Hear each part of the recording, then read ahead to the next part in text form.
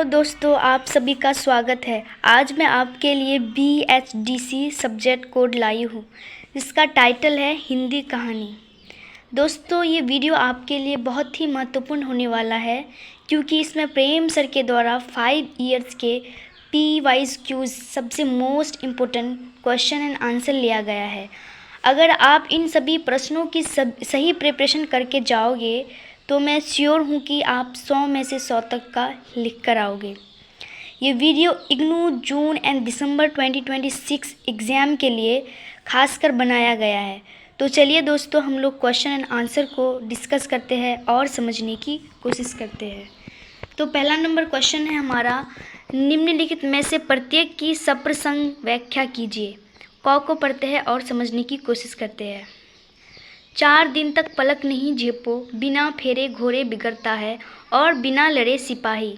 मुझे तो संगीन चढ़ाकर मार्च का हुक्म मिल जाए, फिर 7 जर्मनों को अकेला मारकर ना लौटूं तो मुझे दरबार साहिब की दहली पर मत्था टेकना नसीब ना हो। इसका नीचे से अच्छे से विस्तार रूप से व्याख्या किया गया, उल्लेख किया गया है। इसको पढ़ते हैं और समझने की कोशिश करते हैं। तो चलिए दोस्तों, पढ़ते हैं। प्रस्तुत गद्यांश में एक सैनिक के आदम्य साहस, आत्मविश्वास और कर्तव्यनिष्ठा का सशक्त चित्रण किया गया है। सैनिक अत्यधिक उत्साह और दृढ़ निश्चय के साथ कहता है कि वह 4 दिन तक बिना पलक झपकाए युद्ध के लिए तैयार रह सकता है। इससे उसके मानसिक बल और युद्ध के प्रति समर्पण का परिचय मिलता है। आगे पढ़ते हैं। वह आगे कहता है कि जैसे बिना फेरे घोड़ा बिगड़ जाता है और बिना लड़े सिपाही निष्क्रिय हो जाता है, यानी सक्रिय हो जाता है, वैसे ही युद्ध ही सैनिक के जीवन का वास्तविक प्रशिक्षण है। इस कथन से ये स्पष्ट होता है, यानी ये पता चलता है कि अभ्यास और युद्ध सैनिक जीवन के लिए अनिवार्य है, यानी जरूरी है। इसके बाद वह गर्वपूर्वक यानी प्राउड से कहता है कि यदि उसे संगीन चढ़ाकर मार्च करने का आदेश मिल जाए, यानी हुक्म मिल जाए, तो वह अकेले 7 जर्मनों को मारकर लौटेगा। ये उसकी वीरता, साहस और आत्मविश्वास को, यानी सेल्फ कॉन्फिडेंस को दर्शाता है। अंत में वह यह भी कहता है कि यदि वह अपने लक्ष्य में सफल ना हो सके तो उसे दरबार साहिब की दहली पर मत्था टेकने का अधिकार भी ना मिले। यह कथन उसके आत्मसम्मान, राष्ट्रभक्ति और कर्तव्य के प्रति पूर्ण समर्पण को प्रकट करता है। अब चलिए ख को पढ़ते हैं और समझने की कोशिश करते हैं। उसने जाकर आले पर से रुपए निकाले और लाकर हल्कू के हाथ पर रख दिए। फिर बोली, तुम छोड़ दो अब से खेती, मजूरी में सूख से एक रोटी तो खाने को मिलेगी, किसी की धोस तो ना रहेगी। अच्छी खेती है, मजूरी करके लाओ, वो भी उसी में झोंक दो। उस पर धोस हल्कू ने रुपए लिए और इस तरह बाहर चला मानो अपना हृदय निकाल कर देने जा रहा है। तो पढ़ते हैं और समझने की कोशिश करते हैं। प्रस्तुत गद्यांश में ग्रामीण किसान हल्कू और उसकी पत्नी के माध्यम से किसान जीवन की आर्थिक कठिनाई और शोषण की स्थिति का मार्मिक चित्रण किया गया है, यानी किसान के साथ जो शोषण होता है, उनकी जो आर्थिक कठिनाई है, स्थिति है, उनको बताया गया है। हल्कू की पत्नी घर में रखे हुए रुपए निकाल कर उसके हाथ पर रख देती है और उसे सलाह देती है कि अब खेती छोड़ दो। उसका कहना है कि खेती करने से कोई लाभ नहीं है, बल्कि मजूरी करके कम से कम एक समय की रोटी आराम से मिल जाएगी। यानी उनकी पत्नी का कहना है कि खेती से कोई लाभ नहीं होता, बल्कि हानि ही होता है, और मजूरी करोगे तो उसमें ही ज़िंदगी सुख सुविधा से कटेगी। ये खेती बाड़ी करना छोड़ दो, उन्हें ये सलाह देती है, और से मिल जाएगी और किसी के दबाव या कर्ज का बोझ भी नहीं रहेगा। और खेती करने से कर्ज भी होता है, किसी का दबाव भी होता है, किसी से कुछ उधार लेते हैं उनको देना भी होता है, तो इसलिए कहती है खेती छोड़ दो। वह व्यंग्यपूर्ण स्वर में कहती है कि स्थिति पर टिप्पणी करती है कि खेती करने के बाद भी मेहनत का फल नहीं मिलता, उल्टा वही कमाई कर्ज और धोस में चली जाती है। इससे किसान जीवन की दयनीय स्थिति स्पष्ट होती है। इसके बाद लेखक हल्कू की मानसिक अवस्था का चित्रण करता है कि वह रुपए लेकर इस प्रकार बाहर चला मानो अपना हृदय निकाल कर दे रहा हो। ये पंक्ति उसके भीतर के दर्द, मजबूरी और भावनात्मक यानी इमोशन टूटने को प्रकट करती है। चलिए अब गौ को पढ़ते हैं और समझने की कोशिश करते हैं। अपनी वस्तु की दूसरे के मुख से प्रशंसा सुनने के लिए उनका हृदय अधीर हो गया। घोड़ को खोलकर बाहर गए। घोड़ा वायु वेग से उड़ने लगा। उसकी चाल को देखकर खरक सिंह के हृदय पर सांप लौट गया। वह डाकू था और जो वस्तु उसे पसंद आ जाए उस पर वह अपना अधिकार समझता था। उसके पास बाहुबल था और आदमी भी। जाते जाते उसने कहा, बाबा जी, मैं ये घोड़ा आपके पास न रहने दूंगा। चलिए पढ़ते हैं और समझने की कोशिश करते हैं। प्रस्तुत गद्यांश में घोड़े के सौंदर्य, स्वामित्व की भावना और लोभ तथा शक्ति के टकराव का चित्रण किया गया है। इसमें एक व्यक्ति अपने घोड़े की दूसरे के मुख से प्रशंसा सुनकर अत्यंत प्रसन्न और अधीर हो जाता है। यानी अगर कोई दूसरा व्यक्ति उनके घोड़े की तारीफ करता है तो वह अत्यंत यानी बहुत ज़्यादा खुश हो जाता है, यानी अत्यंत प्रसन्न हो जाता है। वह तुरंत घोड़े को बाहर ले जाकर उसकी गति और शक्ति का प्रदर्शन करता है। घोड़ा हवा की गति से दौड़ने लगता है जिससे उसकी श्रेष्ठता सिद्ध होती है। घोड़े की तेज चाल देखकर खरक सिंह के मन में ईर्ष्या और लालच उत्पन्न हो जाता है। ईर्ष्या बोले तो जेलेसी और लालच उत्पन्न हो जाता है, यानी पैदा हो जाता है। वह एक डाकू है जिसे अपनी ताकत पर घमंड है, यानी तकब्बुर है, गुमान है, और जो भी वस्तु उसे पसंद आ जाती है उसे वह अपना अधिकार समझ लेता है। उसके पास बाहुबल और समर्थक लोग भी है जिससे उसका आत्मविश्वास और बढ़ जाता है। यानी जो भी चीज़ उसे पसंद आ जाती है, जो भी वस्तु, उस पर वो अपना अधिकार समझता है, चाहे बातों से हो, नरमी से हो, या फिर डराकर धमकाकर, क्योंकि उसके पास बाहुबल आदमी भी है और उसका जो आत्मविश्वास है यानी सेल्फ कॉन्फिडेंस है और भी बढ़ जाता है। इसी अहंकार के कारण वह जाते जाते धमकी देता है कि वह यह घोड़ा उस व्यक्ति के पास नहीं रहने देगा। यह कथन उसके हिंसक स्वभाव, लालच और अधिकारवादी मानसिकता को दर्शाता है। अब घ को पढ़ते हैं। मेरे मन में उस समय तरह तरह के सिद्धांत आए। मैंने स्थिर किया कि अपराध के प्रति करुणा ही होनी चाहिए, रोष का अधिकार नहीं है। प्रेम से ही अपराध वृत्ति को जीता जा सकता है, आतंक से उसे दबाना ठीक नहीं है। बालक का स्वभाव कोमल होता है और सदा ही उससे स्नेह से व्यवहार करना चाहिए। मैंने कहा कि बेटा आशुतोष, तुम घबराओ नहीं, सच कहने में घबराना नहीं चाहिए। ली हो तो खुलकर कह दो बेटा, हम कोई सच कहने की सज़ा थोड़ी ही दे सकते हैं, बल्कि सच बोलने पर इनाम मिला करता है, यानी मिलता है। प्रस्तुत गद्यांश में लेखक के मन में बालक के प्रति करुणा, प्रेम और नैतिक शिक्षा की भावना का चित्रण किया गया है। किसी परिस्थिति में अपराध या गलती करने वाले व्यक्ति, विशेषकर बालक के प्रति कठोर दंड या क्रोध की बजाय सहानुभूति और समझदारी अपनाने के विचार लेखक के मन में आते हैं। वह यह निष्कर्ष निकालता है, यानी उपाय निकालता है कि अपराध के प्रति करुणा ही उचित दृष्टिकोण है, न कि रोष या कठोर।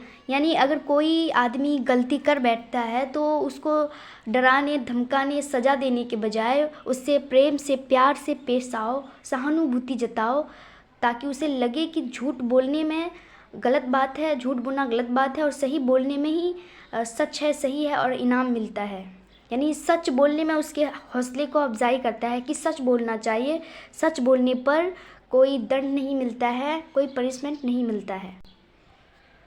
लेखक के अनुसार प्रेम और स्नेह के माध्यम से ही किसी की गलत प्रवृत्ति को सुधारा जा सकता है, जबकि आतंक या भय दिखाकर उसे दबाना उचित नहीं है। बालक का स्वभाव स्वाभाविक रूप से कोमल होता है, यानी निर्मल होता है, इसलिए उसके साथ हमेशा प्रेमपूर्ण व्यवहार करना चाहिए।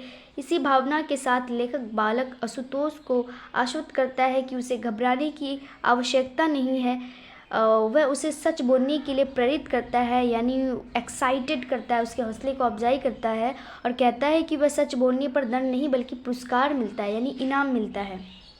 अब डॉग को पढ़ते हैं और समझने की कोशिश करते हैं। वह घर में समय बिताने के लिए संगीत और चित्रकला का अभ्यास करती है। हम लोग पहुँचते तो उसके कमरे से सितार की आवाज़ आ रही होती या वह रंग और कुचिया लिए किसी तस्वीर में उलझी होती, मगर जब वह इन दोनों में से कोई भी काम ना कर रही होती तो अपनी तख्त पर बिछे मुलायम गद्दे पर दो तकियों के बीच लेटी छत को ताक रही होती। उसके गद्दे पर जो झीना रेशमी कपड़ा बिछा रहता था उसे देखकर मुझे बहुत चिढ़ होती थी। प्रस्तुत गद्यांश में एक युवती के एकांत जीवन, उसकी रुचियाँ तथा कथावाचक के मन में उत्पन्न भावना का चित्रण किया गया है। यानी एकांत जीवन बोले तो अकेले जीवन बिताना। वह युवती अपने समय को व्यर्थ न गवाकर संगीत और चित्रकला जैसे कलात्मक कार्यों में लगाती। जब कोई उससे मिलने जाता तो उसके कमरे से सितार की मधुर ध्वनि सुनाई देती, या वह रंग और तुलिका लेकर किसी चित्र को बनाने में व्यस्त दिखाई देती। यानी जब भी उसके कमरे के अंदर कोई जाता तो उसके कमरे से सितार की मधुर ध्वनि यानी मीठी आवाज़ सुनाई देती, और वह अपने टाइम को, अपने वक्त को बर्बाद नहीं करती थी, किसी ना किसी काम में लगाती थी अपने टाइम को, अपने वक्त को, बिना वजह अपने समय को बर्बाद नहीं करती। और इससे उसकी कलात्मक प्रवृत्ति और सृजनशील स्वभाव का परिचय मिलता है। परंतु जब वह इन कार्यों में नहीं लगी होती है तो वह अपने आरामदायक बिस्तर पर लेटकर छत को निहारती है, यानी देखती है। उसके बिस्तर पर बिछा हुआ मुलायम और रेशमी कपड़ा उसके विलासी जीवन की ओर संकेत करता है। कथावाचक को उसकी ये सुख सुविधा और विलासिता देखकर भीतर ही भीतर चिढ़ उत्पन्न होती है। इससे स्पष्ट होता है, नहीं पता चलता है कि उसके मन में ईर्ष्या और असंतोष की भावना भी जागृत हो जाती है, यानी जलन। अब चौको पढ़ते हैं। तुम्हें याद है एक दिन तोंगे वाला का घोड़ा दही वाले की दुकान के पास बिगड़ गया था। तुमने उस दिन मेरे प्राण बचाए थे। आप घोड़ों की लातों में चले गए थे और मुझे उठाकर दुकान के तख्ते पर खड़ा कर दिया था। ऐसे ही इन दोनों को बचाना ये मेरी भिक्षा है। तुम्हारे आगे मैं आंचल पसारती हूँ। प्रस्तुत गद्यांश में एक स्त्री के हृदय की कृतज्ञता, करुणा और विनम्रता का भाव अत्यंत मार्मिक रूप से व्यक्त हुआ है। वह अपने जीवन की एक पुरानी घटना को स्मरण करती है, जब वह तोंगे वाले घोड़ा दही की दुकान के पास अचानक उग्र हो गया था और उस समय वह स्वयं संकट में पड़ गई थी। उस कठिन परिस्थितियों में सामने वाला व्यक्ति उसकी रक्षा के लिए आगे आया और अपने प्राणों की परवाह किए बिना उसे बचाया। उसने घोड़े की लातों के बीच से उसे उठाकर सुरक्षित स्थान पर रख दिया। यानी जब वो घोड़े के लातों के बीच चली गई तो सामने वाला जो व्यक्ति था वो अपनी जान की परवाह किए बिना उसे बचाने के लिए चला गया और उसे सुरक्षित स्थान पर खड़ा कर दिया लाकर। इस उपकार को याद करते हुए वह स्त्री अत्यंत भावुक हो जाती है, इमोशनल हो जाती है और उसी उपकारी व्यक्ति से विनती करती है कि जैसे उसने उसे उस समय बचाया था वैसे ही इन दोनों को भी बचा लिया जाए। वह इसे अपनी भिक्षा और अंतिम आग्रह के रूप में प्रस्तुत करती है, जिससे उसकी व्यवस्था और गहरी भावनात्मक स्थिति का पता चलता है। अंत में वह विनम्रतापूर्वक यानी बहुत ही कोमल रूप से अपने आंचल को फैलाकर निवेदन करती है, यानी अपील करती है, जो भारतीय संस्कृति में अत्यंत गहरी कृतज्ञता और करुणा का प्रतीक है। अब छ को पढ़ते हैं। न जाने कितनी बाकी है जो किसी तरह चुकने ही नहीं आती। मैं कहती हूँ तुम क्यों नहीं खेती छोड़ देते, मर काम करो, उपज हो तो बाकी दे दो। चलो छुट्टी हुई, बाकी चुकाने के लिए ही तो हमारा जन्म हुआ है। पेट के लिए मजूरी करो, ऐसी खेती से बाज आए। प्रस्तुत गद्यांश में ग्रामीण किसान जीवन की आर्थिक दुर्दशा, कर्ज के बोझ, निराशा का यथार्थ चित्रण किया गया है। इसमें एक स्त्री अपने जीवन की कठिनाइयों से त्रस्त होकर खेती के प्रति अपना आक्रोश व्यक्त करती है। वह कहती है कि कर्ज बाकी इतना बढ़ गया है कि वह किसी तरह चुकने का नाम ही नहीं लेता। इससे किसानों की अस्थायी ऋणग्रस्तता की स्थिति स्पष्ट होती है। यानी खेती करने से लाभ नहीं बल्कि हानि होता है, ऊपर से कर्ज भी होता है और उधार भी होता है, जिसको ऋण यानी लोन के रूप में हम लोग देखते हैं। तो इसलिए वो उससे परेशान हो जाती है और कहती है कि इससे अच्छा तो मजदूरी ही ठीक है, यानी मजदूरी ही ठीक है। वह अपने पति से आग्रह करती है कि वह खेती करना छोड़ दे, क्योंकि खेती में दिन रात मेहनत करने के बाद भी लाभ नहीं मिलता, बल्कि उपज होने पर भी सारा पैसा कर्ज चुकाने में ही चला जाता है। इस प्रकार किसान का जीवन केवल ऋण चुकाने तक सीमित होकर रह गया है। वह व्यंग्यपूर्ण ढंग से कहती है कि मानो उनका जन्म ही बाकी कर्ज चुकाने के लिए हुआ है। इसलिए वह सुझाव देती है, यानी सजेस्ट करती है कि पेट भरने के लिए मजूरी करना बेहतर है, बजाय ऐसी खेती जिसमें केवल दुख और कर्ज ही मिलता है। यानी वो हर तरह से खेती को गलत ही ठहराती है कि खेती करने से कोई लाभ नहीं होता है। अब जौको पढ़ते हैं। अब घोड़े का नाम ना लो, मैं तुमसे इस विषय में कुछ ना कहूँगा। मेरी प्रार्थना केवल ये है कि इस घटना को किसी के सामने प्रकट ना करना। खड़ग सिंह का मुंह आश्चर्य से खुला रह गया। उसका विचार था कि उसे घोड़े को लेकर यहाँ से भागना पड़ेगा, परंतु बाबा भारती ने स्वयं उससे कहा कि इस घटना को किसी के सामने प्रकट न करना। इससे क्या प्रयोजन सिद्ध हो सकता है। प्रस्तुत गद्यांश में बाबा भारती के उच्च नैतिक चरित्र, उदारता और मानव स्वभाव पर उनके विश्वास का चित्रण किया गया है। इसमें डाकू खड़ग सिंह द्वारा घोड़े ले जाने की घटना के बाद की स्थिति दिखाई गई है। खड़ग सिंह ये सोचकर आया था कि उसे घोड़ा छीनकर भागना पड़ेगा, क्योंकि वह बलपूर्वक वस्तुएं छीनने का आदी था, मतलब उसकी आदत थी। परंतु जब बाबा भारती उसे घोड़े के विषय में कोई विवाद नहीं करते हुए शांत स्वभाव से कहते हैं कि अब घोड़े का नाम ना लिया जाए और इस घटना को किसी के सामने प्रकट ना किया जाए, उनका ये व्यवहार अत्यंत आश्चर्यजनक यानी बहुत ही सोचने वाला था, क्योंकि वह अपने घोड़े के छीन जाने पर भी क्रोध या प्रतिरोध नहीं करते, नहीं गुस्सा नहीं करते। खड़ग सिंह इस व्यवहार से, नहीं इस बिहेव से आश्चर्यचकित रह जाता है, सोच में पड़ जाता है। वह समझ नहीं पाता कि बाबा भारती ऐसा क्यों कहा। जब सामान्यतः कोई व्यक्ति अपनी संपत्ति के लिए संघर्ष करता है, बाबा भारती का ये आचरण उनके उच्च आदर्श, करुणा और मानवता में विश्वास को दर्शाता है। यानी अगर रियल लाइफ में भी अगर किसी से कोई चीज़ छीन लेते हैं तो आदमी क्रोध करता है, गुस्सा करता है और झगड़ा लड़ाई करता है, लेकिन बाबा भारती ऐसे नहीं थे।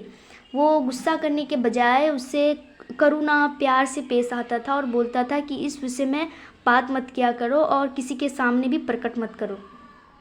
अब झोंको पढ़ते। सिद्धेश्वरी की पहले हिम्मत नहीं हुई कि उसके पास आए और वहीं से वह भयभीत हिरनी की भांति सिर उचका घुमाकर बेटे को व्यग्रता से निहारती रही, किंतु लगभग 10 मिनट बिताने के पश्चात यानी बाद भी रामचंद्र नहीं उठा तो वह घबरा गई। पास जाकर पुकारा, बरकू बरकू, लेकिन उसके कुछ उत्तर न देने पर डर गई और लड़के की नाक के पास हाथ रख दिया। सांस ठीक से चल रही थी। फिर सिर पर हाथ रखकर देखा, बुखार नहीं था। हाथ के स्पर्श से रामचंद्र ने आंखें खोली। प्रस्तुत गद्यांश में एक माँ की चिंता, ममता और भय की स्थिति का अत्यंत मार्मिक चित्रण किया गया है। इसमें सिद्धेश्वरी अपने पुत्र रामचंद्र को लेकर अत्यधिक चिंतित दिखाई देती है। प्रारंभ में यानी पहले में वह संकोच और भय के कारण उसके पास जाने की हिम्मत नहीं जुटा पाती और दूर से ही व्याकुल दृष्टि से उसे देखती रहती है, जैसे कोई हिरनी भयभीत होकर अपने बच्चे को देखती है। जब काफ़ी समय तक रामचंद्र नहीं उठता तो उसकी चिंता और बढ़ जाती है। वह घबराकर उसके पास जाती है और उसे पुकारती है, लेकिन कोई उत्तर न मिलने पर वह भयभीत हो जाती है। इस स्थिति में वह तुरंत उसके नाक के पास हाथ रखकर उसकी सांस की जांच करती है और फिर सिर छूकर बुखार का अनुमान लगाती है। इससे उसकी मात्र चिंता और संवेदनशीलता स्पष्ट होती है। यानी जब वो अपने बेटे को पुकारती है तो उसका बेटा कोई जवाब नहीं दे रहा है, वो गहरी नींद में है। तो एक माँ का दिल है, वो घबरा जाती है और सोचती है कि ये आवाज़ क्यों नहीं लगाता है। जब मैं इसको पुकारती हूँ तो उधर से आवाज़ नहीं मिलती है, आवाज़ सुनाई नहीं देती है। तो वो घबरा जाती है कि इसे कुछ हो तो नहीं गया। वह उसके नाक के बगल में उंगली रखती है कि इसकी सांसें चल रही है। जब उसे पता चलता है कि वह ठीक है तो उसकी घबराहट कुछ कम होती है और उसी स्पर्श से रामचंद्र की आंखें खुल जाती है। अब यहाँ को पढ़ते हैं। मैं पुरखों के इस बड़े घर की रानी और ये मेरे ही अन्न पर पले हुए नहीं, ये सब कुछ नहीं ठीक है। देर हो रही है पर नहीं शानी रो रो कर नहीं सांस से निकलेगी। इस पुरखों के घर से मान से लांचेंगी ये देहरी, जिस पर एक दिन वह रानी बनकर आ खड़ी हुई थी। प्रस्तुत गद्यांश में एक स्त्री के आत्मसम्मान, स्वाभिमान और भावनात्मक संघर्ष का चित्रण किया गया है। वह अपने पुरखों के बड़े घर की स्वर्ण को रानी मानती है, जहां उसने अपना जीवन सम्मान और अधिकार के साथ व्यतीत किया है यानी बिताया है। यह घर उसके लिए केवल एक भवन नहीं बल्कि एक घर नहीं बल्कि उसके अस्तित्व और गरिमा का प्रतीक है। परंतु किसी परिस्थिति या संबंधों में आई दरार के कारण अब उसे ये घर छोड़ना पड़ रहा है। वह ये स्वीकार करती है कि अब समय निकल रहा है, लेकिन वह किसी प्रकार का दीनहीन व्यवहार नहीं करना चाहती। वह स्पष्ट रूप से कहती है कि वह रोध होकर नहीं बल्कि शान और आत्मसम्मान के साथ इस घर से विदा लेंगी। उसके शब्दों से स्पष्ट होता है, यानी पता चलता है कि परिस्थितियाँ चाहे जितनी भी कठिन क्यों ना हो, वह अपने स्वाभिमान से समझौता नहीं करेगी, यानी कॉम्प्रोमाइज़ नहीं करेगी। वह उसे धैर्य से सम्मानपूर्वक बाहर जाएगी, जिस पर कभी वह गर्व से रानी बनकर खड़ी हुई थी। अब टॉक को पढ़ते हैं। घोड़े ने अपने स्वामी के पाँवों की चाप को पहचान लिया और जोर से हिनहिनाया। अब बाबा भारती आश्चर्य और प्रसन्नता से दौड़ते हुए अंदर घुसे और अपने प्यारे घोड़े के गले से लिपेट कर रोने लगे, मानो कोई पिता बहुत दिन से बिछड़े हुए पुत्र से मिल रहा हो। बार बार पीठ पर हाथ फेरते, बार बार उसके मुंह पर थपकियां देते। फिर वे संतोष से बोले, अब कोई दीन दुखिया से मुंह न मोड़ेगा। प्रस्तुत गद्यांश में बाबा भारती और उनके घोड़े के बीच गहरे स्नेह और भावनात्मक संबंध का अत्यंत मार्मिक चित्रण किया गया है। जब घोड़ा अपने स्वामी बाबा भारती के पाँव की आहट पहचानता है तो वह खुशी से जोर से हिनहिनाता है। ये उसके स्वामी के प्रति उसके लगाव और पहचान का संकेत है। घोड़े की आवाज़ सुनकर बाबा भारती आश्चर्य और प्रसन्नता से दौड़ते हुए भीतर जाते हैं। तो अपने प्रिय घोड़े को देखकर अत्यंत भावुक हो जाते हैं, यानी इमोशनल हो जाते हैं। जब घोड़े की आवाज़ को सुनता है, यानी वो आश्चर्य यानी चौंक कर खुशी के साथ भीतर जाते हैं और अपने प्यारे घोड़े को देखकर अत्यंत भावुक, बहुत ज़्यादा इमोशनल हो जाते हैं। यानी मानो कि एक बेटा और बाप बहुत दिन बाद मिले हैं और देखे हैं एक दूसरे को, और उसे अपने गले से लगा लेते हैं। उनकी ये अवस्था एक ऐसे पिता की भांति है जो लंबे समय से बिछड़े अपने पुत्र से मिल रहा है। वह बार बार घोड़े की पीठ सहलाते और उसके चेहरे पर प्यार से थपकियां देते, जिससे उनके गहरे स्नेह का पता चलता है।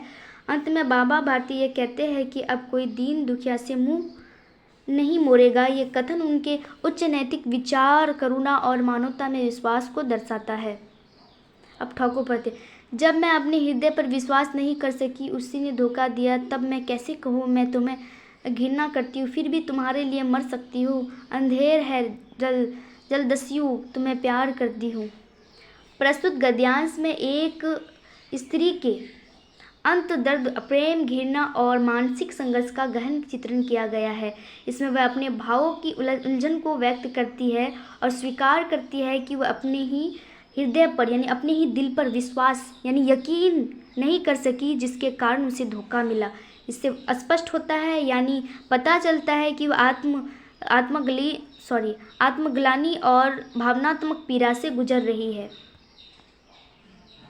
वह आगे कहती है कि यद्यपि वह सामने वाले व्यक्ति से घृणा करती है, फिर भी उसके लिए वह अपने प्राण तक न्योछावर कर सकती है। ये कथन उसके मन की विरोधाभासी भावनाओं को दर्शाता है, जहाँ प्रेम और घृणा साथ साथ विद्यमान है। इसके बाद वह उसे जलदस्यु अर्थात डाकू कहकर संबोधित करती है, जो उसके प्रति उसके आक्रोश और पीड़ा को व्यक्त करता है, परंतु उसी क्षण वह स्वीकार करती है कि वह उससे प्रेम भी करती है। इससे उसके मन की उलझन, प्रेम की तीव्रता और भावनात्मक अस्थिरता स्पष्ट होती है। यानी एक ही इंसान से वो नफरत भी करती है और प्यार भी करती है, वो और ये स्वीकार भी करती है कि हाँ वो उससे प्यार भी करती है और नफरत भी करती है। अब डॉ को पढ़ते हैं। ह्यूबर्ट ही क्यों, वह क्या किसी को चाह सकेगी उस अनुभूति के संग जो अब नहीं रही, जो छाया सी उस पर मंडराती रहती है, न स्वर्ण मिटती है, न उसे मुक्ति दे पाती है। उसे लगा जैसे बादलों का झुरमुट फिर उसके मस्तिष्क पर धीरे धीरे छाने लगा। उसकी टांगें फिर निर्जीव शिथिल सी हो गई। चलिए पढ़ते हैं और समझने की कोशिश करते हैं। प्रस्तुत गद्यांश में एक स्त्री के मानसिक तंत्र, स्मृति, पीड़ा और भावनात्मक टूटने का चित्रण किया गया है। इसमें वह अपने भीतर उठते प्रश्नों और असमंजस को व्यक्त करती है कि क्या वह ह्यूबर्ट को या किसी और को वास्तव में प्रेम कर सकेगी। उसके भीतर कोई गहरी अनुभूति है जो अब पहले जैसी जीवंत नहीं रही, बल्कि एक छाया की तरह उसके मन पर लगातार मंडराती रहती है। ये अनुभूति न तो पूरी तरह समाप्त होती है और ना ही उसे मानसिक मुक्ति देती है। उसकी मन स्थिति इतनी व्यथित है कि उसे प्रतीत होता है कि मानो उसके मस्तिष्क पर फिर से बादलों का घना झुरमुट छा रहा हो। ये उपमा उसकी मानसिक उलझन, अवसाद और स्मृतियों के बोझ को प्रकट करती है। साथ ही उसे अनुभव होता है कि उसकी टांगें भी निर्जीव और शिथिल हो गई है, जो उसके मानसिक तनाव के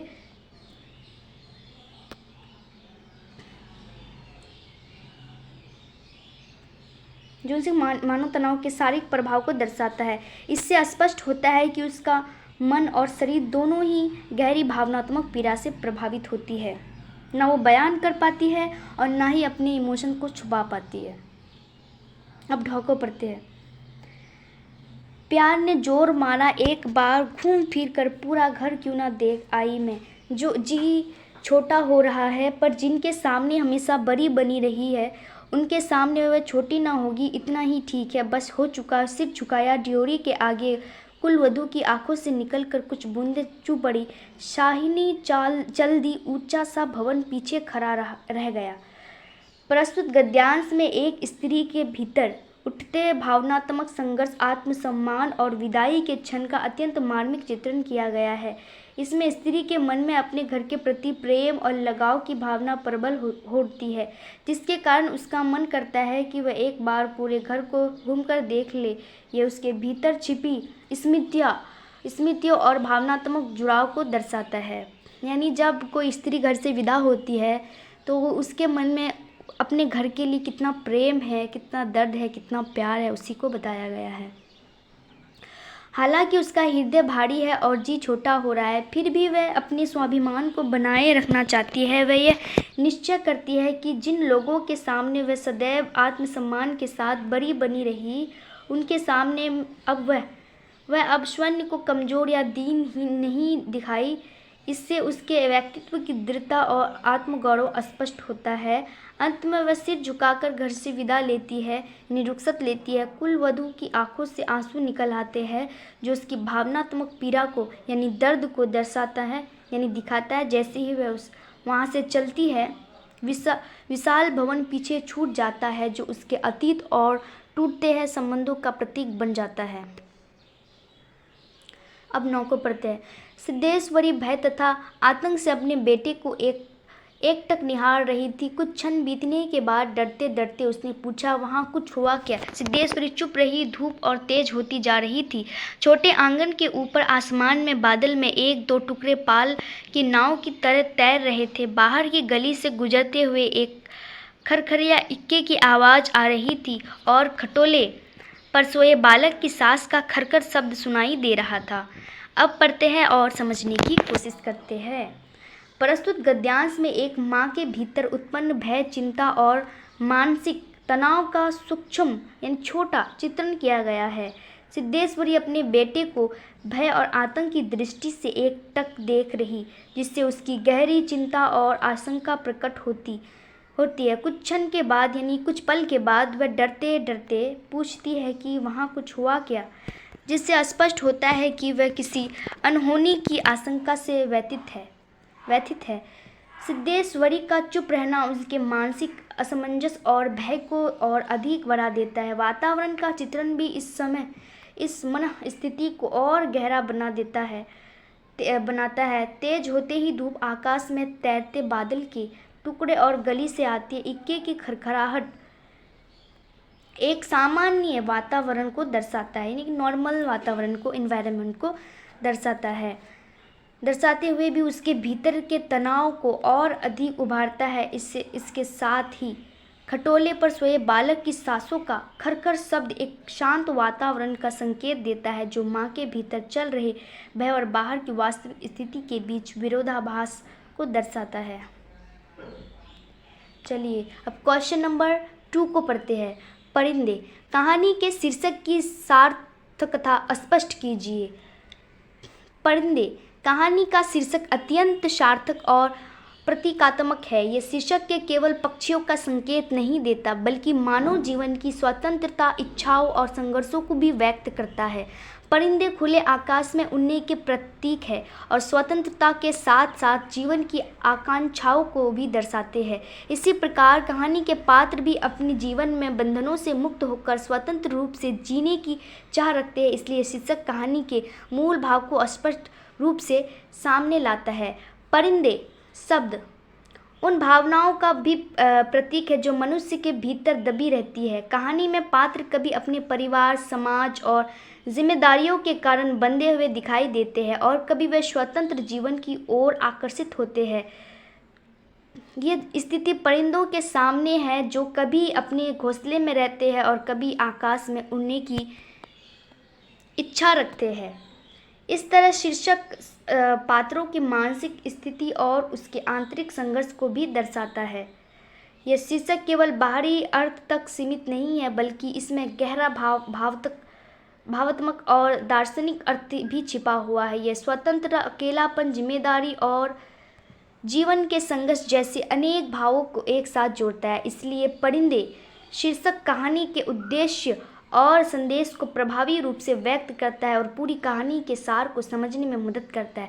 यानी चिड़िया जो है वो स्वतंत्र है, आज़ाद है, कभी अपने घोंसले पर, कभी आसमान पर, लेकिन एक व्यक्ति अपनी जिम्मेदारियों से, अकेलापन से और भी बहुत सारी चीज़ों से जूझ रहे हैं। वो अपने स्वयं को स्वतंत्र महसूस नहीं कर पाता है, स्वतंत्र रहने के बावजूद भी।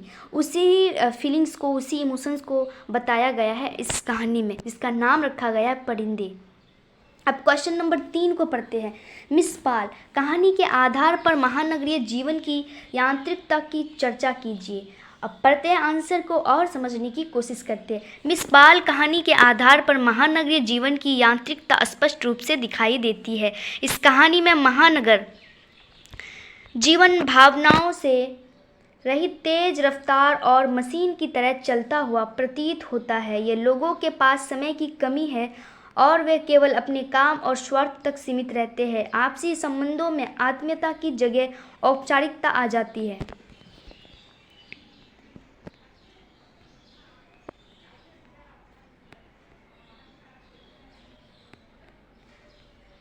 सॉरी,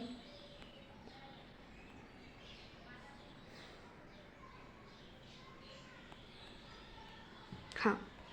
मिस पाल स्वयं एक ऐसी महिला है जो महानगरीय जीवन की व्यस्तता और तनाव में फंसी हुई है। उसका जीवन भी एक मशीन की तरह निश्चित दिनचर्याओं में बंधा हुआ है। वह भावनाओं को व्यक्त नहीं कर पाती है और ना ही दूसरे से गहरा संबंध बना पाती है। महानगर में हर व्यक्ति अपने लक्ष्य की दौड़ में शामिल है, इसलिए किसी के पास दूसरों के लिए रुकने या सोचने का समय नहीं है।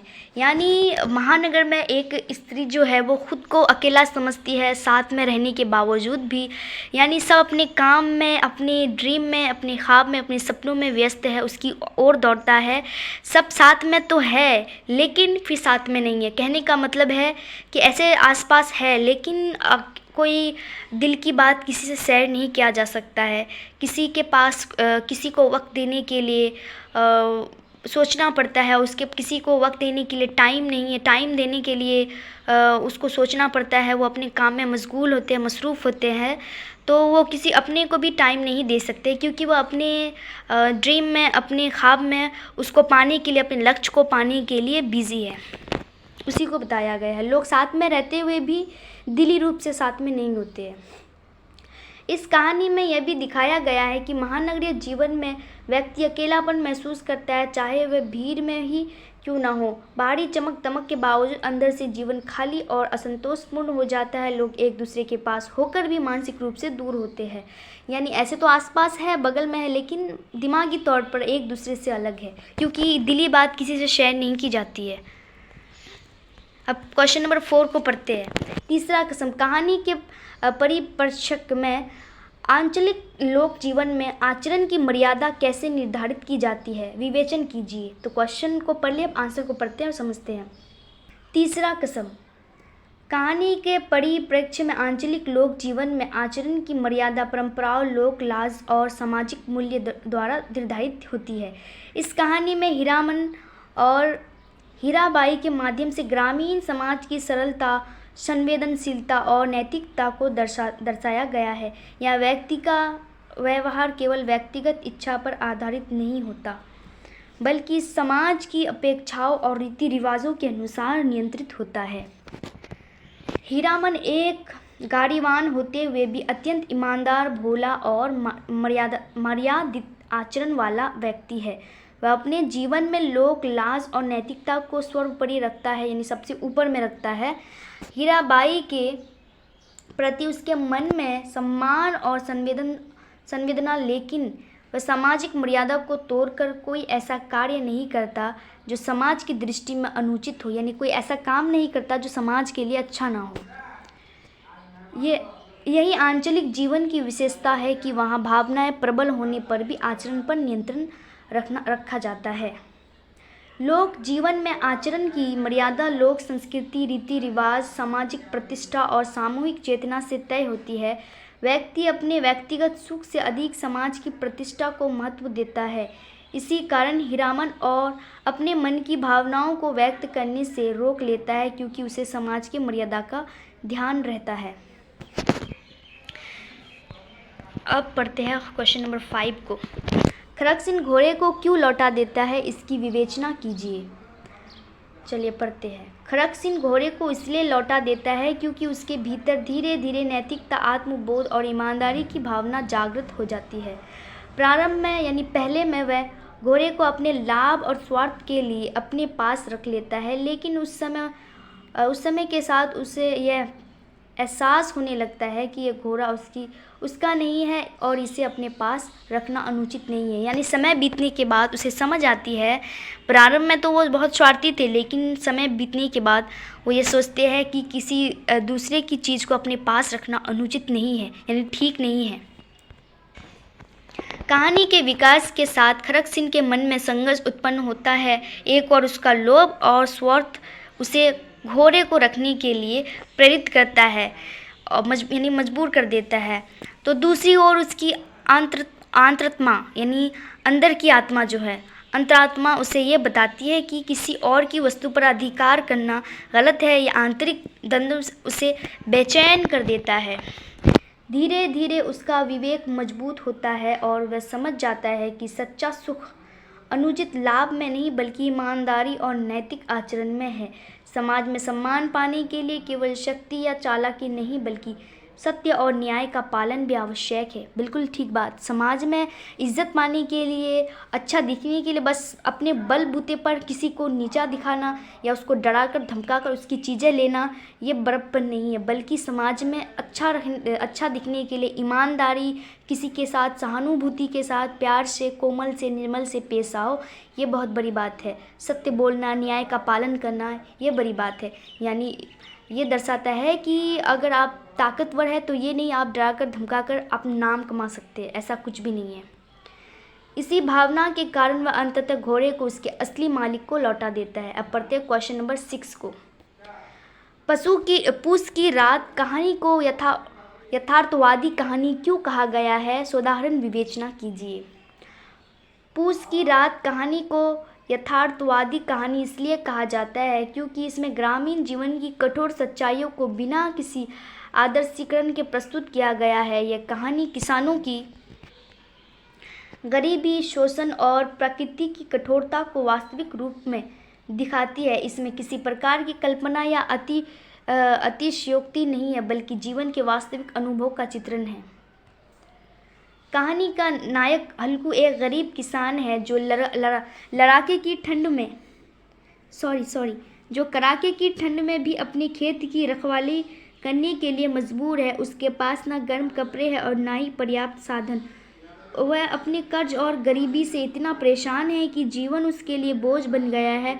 पूस की रात की ठंड में जब वह खेत की रखवाली कर रहा होता है तब उसकी दशा अत्यंत दयनीय हो जाती है, यानी उसकी दुर्दशा और भी ख़राब हो जाती है। पूस की रात में बहुत ठंड होती है, ना ही उसके पास कोई साधन है, ना ही गर्म कपड़े हैं।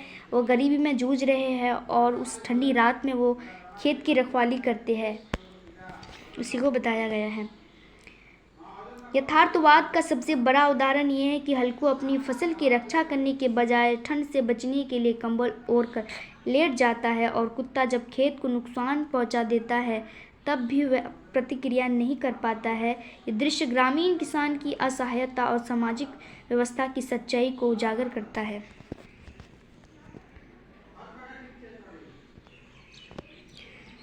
विमर्शों के संदर्भ में हिंदी कहानी की विस्तृत चर्चा कीजिए।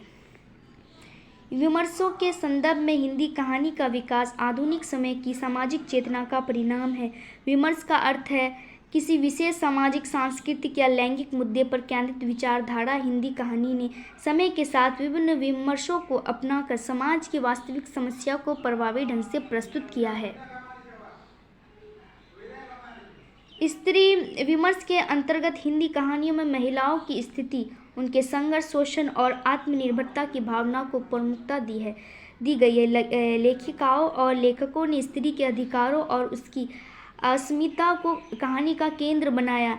इसी तरह दलित विमर्श ने अपने समाज में व्याप्त जातिगत भेदभाव, शोषण और अपमान को उजागर किया। यानी जो लेखक है, लेखिका है, वो अपनी कहानी में जो औरत के साथ समाज में शोषण होता है, जो उनके साथ किया जाता है बिहेव, उसको दर्शाया गया है। और किसानों को उसके आर्थिक स्थिति को, कठिनाइयों को, उनके साथ भी जो शोषण हो रहा है उसको भी, और उनके साथ जो भेदभाव हो रहा है और अल्पसंख्यक के साथ जो भेदभाव हो रहा है उसको भी बताया गया है अब हिंदी कहानी में लेखक लेखिकाओं ने।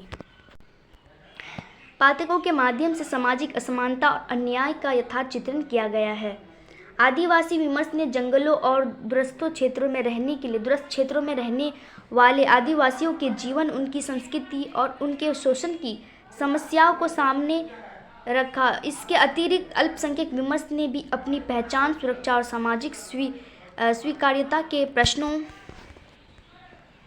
कहानी के माध्यम से व्यक्त किया। इन विमर्शों के कारण हिंदी कहानी अधिक यथार्थवादी, संवेदनशील और बहुआयामी बन गई। अब कहानी केवल मनोरंजन का साधन नहीं रही, बल्कि सामाजिक परिवर्तन और जागरूकता का माध्यम बन गई है। लेखकों ने हाशिए पर खड़े लोगों की आवाज़ प्रमुखता दी है। अब पढ़ते हैं क्वेश्चन नंबर 8 को। हिंदी कहानी के विभिन्न आंदोलनों पर प्रकाश डालिए। हिंदी कहानी का विकास विभिन्न आंदोलनों के माध्यम से हुआ है, जिन्होंने इसे समय समय पर नई दिशा और नई दृष्टि प्रदान की है। प्रत्येक आंदोलन ने कहानी के विषय, शिल्प और उद्देश्य में परिवर्तन लाया है।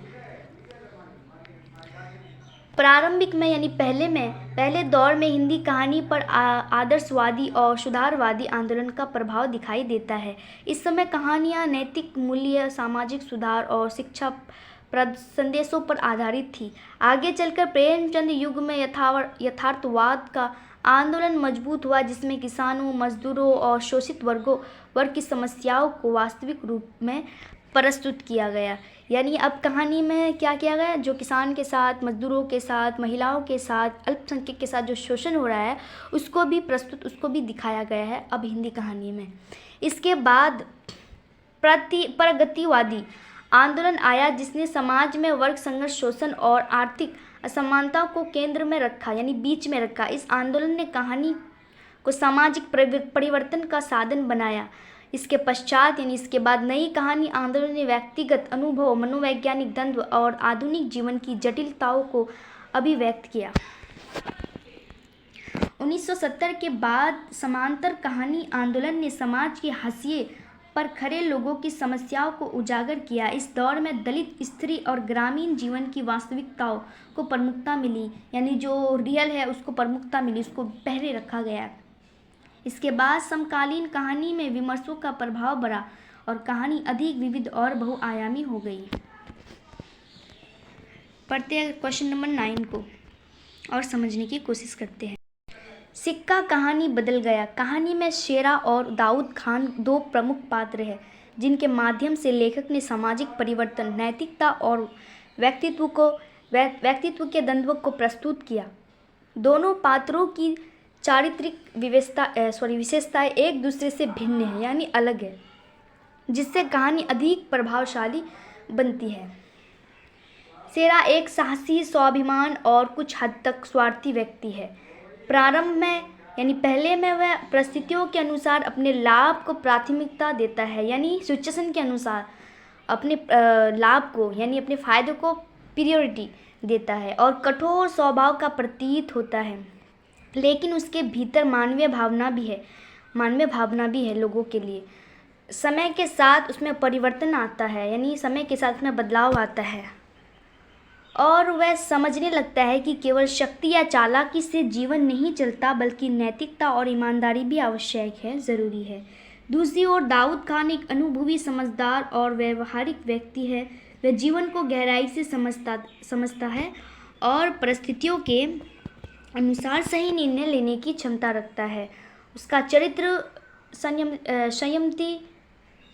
संयमित और संतुलित है। वह शेरा की तुलना में अधिक परिपक्व यानी मैच्योर विचारशील दिखाई देता है। वह मानवीय मूल्य और संबंधों को महत्व देता है, यानी ये समय के साथ जो हालात होते हैं उसके साथ ही अपना फैसला रखता है।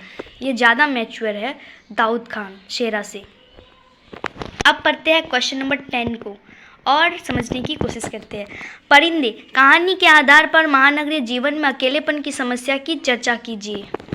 परिंदे कहानी के आधार पर महानगरीय जीवन में अकेलापन की समस्या बहुत गहराई से सामने आती है। महानगरों का जीवन बाहर से जितना आकर्षक और व्यस्त दिखाई देता है, यानी अट्रैक्टिव वाला और व्यस्त यानी बिजी दिखाई देता है, अंदर से उतना ही खाली और संवेदनहीन होता है। यहाँ लोग भीड़ में रहते हुए भी मानसिक रूप से अकेले होते हैं, यानी आसपास होते हुए भी दिली रूप से अलग होते हैं।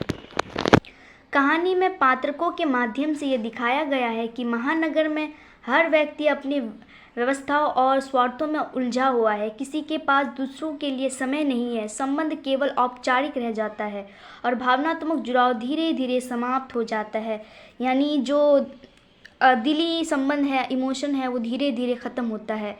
यही कारण है कि व्यक्ति भीतर से अकेलापन महसूस करता है। परिंदे कहानी में ये भी संकेत मिलता है कि मनुष्य स्वतंत्रता की चाह रखते हुए भी एक अनजाने संबंधन में बंधा रहता है।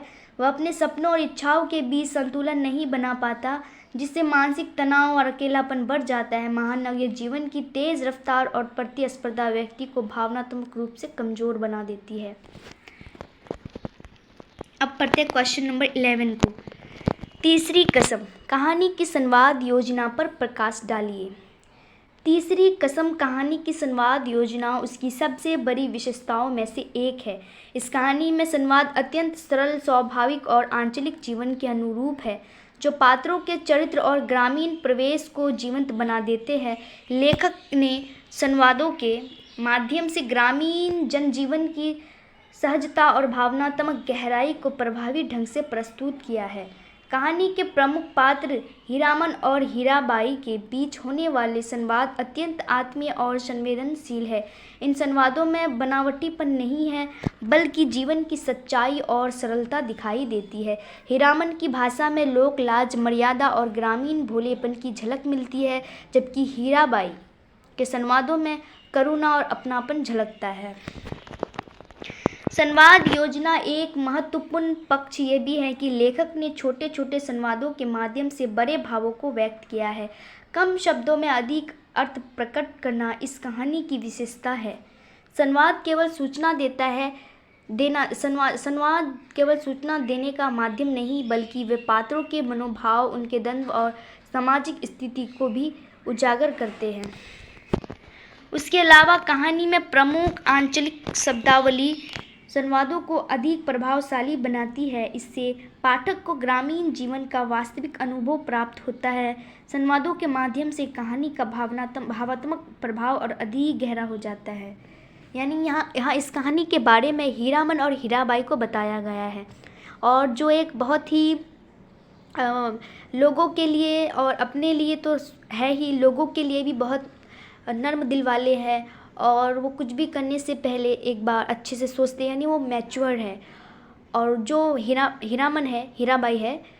हीरामन है वो मैच्योर उतना नहीं है, और वो स्वार्थी भी है थोड़ा। इन दोनों को ही और उसके अंदर जो लोगों के प्रति जो सोच है उसी को बताया गया है। अब पढ़ते हैं क्वेश्चन नंबर 12 को। पाजेब कहानी में चित्रित बाल मनोविज्ञान की सोदाहरण विवेचना कीजिए। पाजेब कहानी में बाल मनोवैज्ञानिक अत्यंत सूक्ष्म और यथापर्क चित्रण किया गया है। इसमें बच्चों की सरलता, जिज्ञासा, लालसा, भावनात्मक संवेदनशीलता और छोटी छोटी बातों में खुश होने की प्रवृत्ति को बहुत प्रभावी ढंग से दिखाया गया है। कहानी में बाल मन की सबसे प्रमुख विशेषता उसकी जिज्ञासा है। बच्चे हर नई वस्तु को देखने, समझने और पाने के लिए उत्सुक रहते हैं। पाजेब जैसी सुंदर वस्तु उनके लिए आकर्षण का केंद्र बन जाती है। उसे पाने की इच्छा उनके मन में तीव्र हो जाती है, चाहे उसके लिए उन्हें कठिनाइयों का सामना ही क्यों न करना पड़े। बच्चे जो पाजेब यानी जो पायल को देखते हैं अत्यंत खुश हो जाते हैं। उसको पाने के लिए वो अधिक उन्हें कठिनाइयों का सामना भी करना पड़े तो वो कर लेते हैं। रो धोकर उसको पाना ही होता है। और बच्चे छोटे छोटे वस्तु से, छोटी छोटी बातों से ही खुश हो जाते हैं। बाल मनोविज्ञान एक और पहलू ये है कि बच्चे भावनाओं से बहुत जल्दी प्रभावित होते हैं। उन्हें छोटी छोटी चीज़ों में भी आनंद मिलता है। पाजेब मिलने पर बच्चे की खुशी उसकी मासूमियत, सरल मनोदशा को दर्शाती है। वह अपने आसपास के वातावरण से बहुत जल्द जुड़ जाती है और अपनी भावनाओं को खुलकर व्यक्त करता है। कहानी यह भी दिखाती है कि बच्चों की सोच स्वार्थ और छल कपट से दूर होती है। बच्चे की सोच में नहीं होती है छल कपट, स्वार्थी, ईर्ष्या। उसको सबसे मतलब नहीं होता है। उसको जो चीज़ अच्छा लगे उसको पाना चाहते हैं और उसकी सोच जो है निर्मल कोमल होती है। वो जो चाहते हैं उसे सीधे और निष्कपट ढंग से व्यक्त करते हैं। उनके लिए वस्तु का मूल्य उसकी सुंदरता और आकर्षण में होता है। वो जिस चीज़ में उसको खूबसूरती लगे और उसकी सुंदरता को देखकर ही उसमें आकर्षण, अट्रैक्टिव वो हो जाते हैं उसकी सुंदरता को देखते ही, ना कि उसके आर्थिक मूल्य में। अब क्वेश्चन नंबर 13 को पढ़ते हैं। हार की जीत। कहानी से हमें ये संदेश मिलता है, स्पष्ट कीजिए। हार की जीत। कहानी से हमें ये महत्वपूर्ण संदेश मिलता है कि जीवन में सच्ची जीत केवल बाहरी सफलता या जीत हार में नहीं होती, बल्कि मानवीय संवेदना, करुणा और नैतिकता में होती है। यह कहानी हमें यह सिखाती है कि कभी कभी हार भी ऐसी होती है जो अंततः एक बड़ी जीत का रूप ले लेती है। कहानी में पात्र परिस्थितियों के सामने अपने स्वार्थ और अहंकार के कारण प्रारंभ में गलत दिशा में चले जाते हैं, लेकिन धीरे धीरे उनके भीतर परिवर्तन आता है। जब वे अपने कार्यों और निर्णयों पर पूर्ण विचार करते हैं तो उन्हें ये समझ आता है कि केवल जीतने की इच्छा ही सब कुछ नहीं होती, बल्कि दूसरों की भावना का सम्मान करना भी आवश्यक है। बिल्कुल सही बात। अगर आप किसी चीज़ को पाना चाहते हैं तो इसके लिए नहीं कि किसी दूसरे को नुकसान पहुंचाए, चोट पहुंचाए। अगर उस चीज़ को आप पाना चाहते हैं तो आप अपनी तरह से पाए उनको, अपनी कोशिशों से, ना कि दूसरों को नुकसान देके, तकलीफ देके। इस कहानी का मुख्य संदेश ये है कि मनुष्य को अपने व्यवहार में दया, सहानुभूति और ईमानदारी को अपनाना चाहिए। अपने बिहेव में दया, नर्म दिल, सहानुभूति, ईमानदारी, ऑनेस्टी अपनाना चाहिए। व्यक्ति अपने अहंकार और स्वार्थ को छोड़कर दूसरों के प्रति संवेदनशील बनता है। नहीं, अपने स्वार्थ यानी अपने अहंकार, गुमान, घमंड को छोड़कर दूसरों के प्रति संवेदनशील बनता है, यानी दूसरे के लिए अपने दिल को नर्म रखता है। तभी वह वास्तविक अर्थों में विजय होता है। यहाँ हार बाहरी रूप से दिखाई दे सकती है, लेकिन आंतरिक रूप से वही हार एक बड़ी नैतिक जीत में बदल जाती है। अब क्वेश्चन नंबर 14 को पढ़ते हैं। उसने कहा था, कहानी का क्या उद्देश्य है? कहानी के आधार पर इसका निहितार्थ स्पष्ट कीजिए। उसने कहा था, कहानी का उद्देश्य सच्चे प्रेम, त्याग और कर्तव्य निष्ठा की महत्ता को उजागर करना है। यह कहानी केवल एक प्रेम कथा नहीं है, बल्कि उसमें प्रेम के आदर्श रूप और उसके लिए किए गए त्याग को दर्शाया गया है। कहानी यह स्पष्ट करती है कि सच्चा प्रेम स्वार्थ से ऊपर होता है। वह समय और वह परिस्थितियों से भी प्रभावित नहीं होता। कहानी में लहना सिंह और उस लड़की के बीच बचपन में हुआ संक्षिप्त संवाद आगे चलकर लहना सिंह के जीवन की दिशा तय कर देता है। लड़की द्वारा कही गई बात उसके मन में गहराई से बस जाती है और वह उसे अपने जीवन का संकल्प बना लेता है। यही भाव उसे युद्ध के समय अपने कर्तव्य से भटकने नहीं देता और वह अपने प्राणों की आहुति देकर भी अपने वचन का पालन करता है। इस कहानी का निहितार्थ यह है कि सच्चा प्रेम केवल भावनाओं तक सीमित नहीं होता, बल्कि वह त्याग और बलिदान में परिवर्तित हो जाता है। यहाँ प्रेम और कर्तव्य का अद्भुत समन्वय देखने को मिलता है। लहना सिंह का चरित्र यह दर्शाता है कि एक सच्चा प्रेमी अपने प्रिय के लिए किसी भी हद तक जाता है और जा सकता है, चाहे उसके लिए उसे अपना प्राण ही क्यों ना देना पड़े। अगर कोई प्रेम और प्रेमिका सच्चे प्रेम करते हैं तो वो एक दूसरे के लिए जान भी निछावर करने के लिए तैयार हो जाते हैं, अपनी जान को भी कुर्बान करने के लिए तैयार होते हैं। यही सच्चा प्रेम होता है। यानी और जो दिखावा होता है तो वो तो बस दिखावा ही होता है।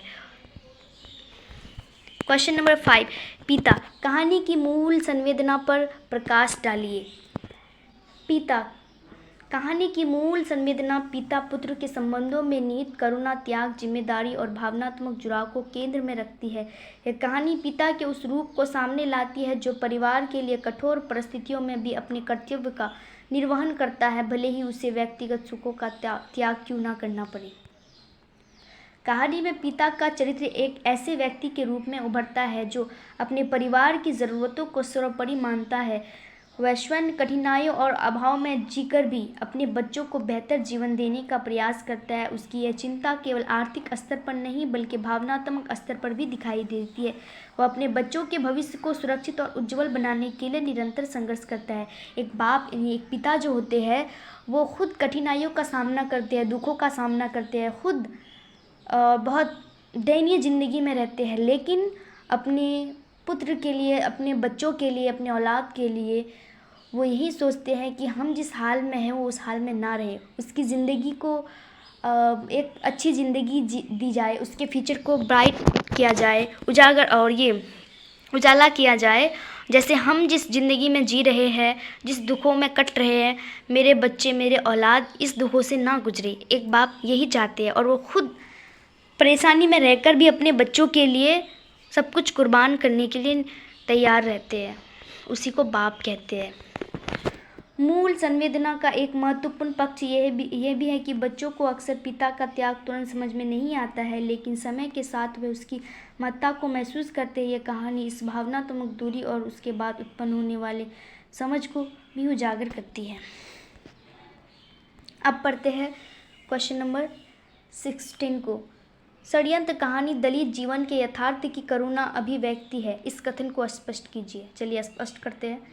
षड्यंत्र कहानी दलित जीवन के यथार्थ की करुणा अभिव्यक्ति है। ये कथन पूर्णतः सार्थक है क्योंकि इस कहानी में दलित समाज के शोषण, अपमान, असमानता और सामाजिक अन्याय को अत्यंत यथार्थवादी ढंग से प्रस्तुत किया गया है।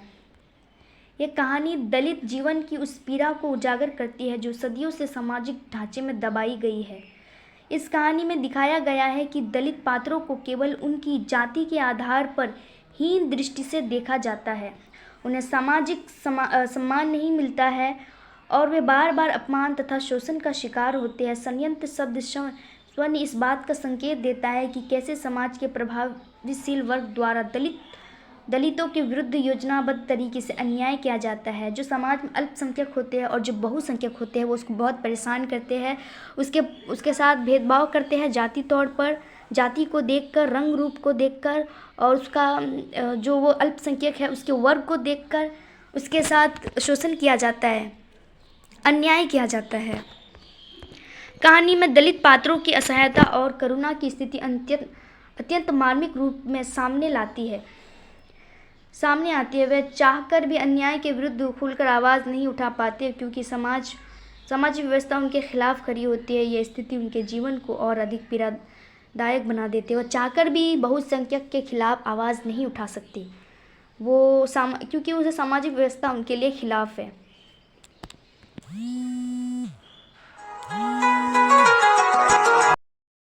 हीरामन और हीराबाई के चरित्र की विशेषताएं बताइए। तीसरा कसम कहानी के आधार पर हीरामन और हीराबाई दोनों पात्र अत्यंत संवेदनशील, मानवीय और आंचलिक जीवन की सजीव छवियां हैं। इनके चरित्रों के माध्यम से ग्रामीण जीवन की सरलता, मर्यादा और भावनात्मक गहराई का सुंदर चित्रण मिलता है। हीरामन एक भोला भाला, ईमानदार और मर्यादित स्वभाव का गाड़ीवाहन है। वह अपने काम के प्रति निष्ठापन है, लोक लाज तथा सामाजिक मर्यादा को बहुत महत्व देता है। उसके मन में हीराबाई के प्रति गहरा सम्मान, संवेदन है, लेकिन वह अपनी भावनाओं को व्यक्त करने में संकोच करता है। उसका चरित्र सरलता, ईमानदारी और नैतिकता का प्रतीक है। वह अपने मन की बातों को दबाकर भी सामाजिक मर्यादा का पालन करता है। हीराबाई एक कोमल, भावुक और संवेदनशील नर्तकी है। उसका जीवन संघर्षों से भरा हुआ है, फिर भी वह अपने व्यवहार में सरलता और अपनापन बनाए रखती है। वह हीरामन की भावनाओं को समझती है और उसके प्रति आत्मीयता महसूस करती है। उसके चरित्र में करुणा, ममता और स्त्री संवेदना स्पष्ट रूप से दिखाई देती है। दोनों पात्रों के बीच एक निश्चल और पवित्र संबंध विकसित होता है, जो प्रेम की गहराई को बिना शब्दों के व्यक्त करता है, लेकिन सामाजिक मर्यादा और परिस्थितियाँ उन्हें एक दूसरे से दूर कर देती है। बाबा भारती के चरित्र पर प्रकाश डालिए। बाबा भारती दो बैलों की कथा के प्रमुख पात्र हैं और उनका चरित्र अत्यंत मानवीय, दयालु तथा आदर्शवादी है। वे एक साधु संत प्रवृत्ति के व्यक्ति हैं जिनके जीवन का मुख्य आधार सेवा, करुणा और मानवता है। उनके चरित्र में स्वार्थ का अभाव और परोपकार की भावना प्रमुख रूप से दिखाई देती है। बाबा भारती अपने घोड़े को केवल एक पशु नहीं मानते, बल्कि उसे अपने परिवार का सदस्य समझते हैं। उसकी सेवा और देखभाल अत्यंत प्रेम और लगन से करते हैं। उनके लिए घोड़ा केवल सवारी का साधन नहीं, बल्कि आत्मीयता का प्रतीक है। यही कारण है कि वह अपने घोड़े पर विशेष स्नेह रखते हैं। यानी वो अपने घोड़े को जो है घोड़ा नहीं मानते, सवारी नहीं मानते, बल्कि वो अपने परिवार का एक मेंबर, सदस्य मानते हैं। इसलिए वो उसके साथ बहुत प्यार से, बहुत ही कोमल निर्मल से पेश आते हैं। इसी को बताया गया है। बाबा भारती एक बहुत ही करुणा वाले, प्रेम करने वाले और सेवा करने वाले आदमी थे। तो फिर ठीक है, आज का हमारा क्वेश्चन ख़त्म होता है। अगर आपको मेरा पढ़ाना अच्छा लगा दोस्तों, तो प्लीज़ कमेंट करें, लाइक करें। अभी तक चैनल को सब्सक्राइब नहीं किए हैं तो जल्दी से सब्सक्राइब कर दें। ठीक है, फिर मिलते हैं नेक्स्ट वीडियो में। तब तक के लिए अपना ख्याल रखें और थैंक यू सो मच। शुक्रिया।